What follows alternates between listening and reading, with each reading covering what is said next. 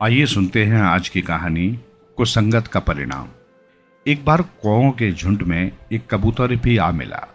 उनके साथ घूमने फिरने में वो स्वयं को सुरक्षित समझता था, क्योंकि कबूतरों के साथ रहने पर उसे शिकारी द्वारा पकड़े जाने का भय रहता था, जबकि कौओं पर शिकारी कभी नजर नहीं रखते।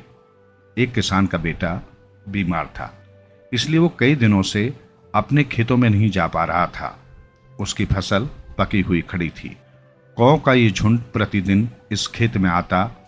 वहां फसल से दाना खाकर कौए उड़ जाते, जिससे फसल को काफी नुकसान पहुंचता। किसान इस बात से बहुत दुखी था।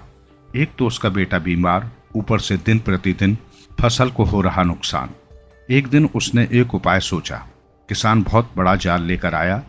उसने उसे अपने खेत में चारों ओर बिछा दिया। रोजाना की तरह आज भी कौओं का झुंड खेतों से दाना चुगने आया। उनके साथ कबूतर भी था। जैसे ही वे सब नीचे उतरे, बुरी तरह वे जाल में फंस गए। उन्हें इसकी आशा न थी। इस तरह जाल में फंसने से वे सब घबरा गए, लेकिन बेचारे कर क्या सकते थे। कुछ देर बाद किसान वहां आया। पक्षियों को जाल में फंसा देखकर वो बहुत खुश हुआ। चलो चलो, एक परेशानी से तो छुटकारा मिला। तभी उसे एक आवाज सुनाई दी, किसान भाई, किसान भाई। किसान इधर उधर देखने लगा। आवाज फिर आई, अरे किसान भाई, मैं यहां हूं, कौओं के बीच में। तब किसान ने नीचे झुककर देखा। वो एक कबूतर था जो हाथ जोड़कर उससे विनती कर रहा था, मैं तो तुम्हें कोई हानि नहीं पहुंचाता, फिर तुमने मुझे क्यों पकड़ लिया? मैं तो तुम्हारा मित्र पक्षी हूं। तुम्हारी फसल से कीट पतंगे खाकर तुम्हारी सहायता करता हूं।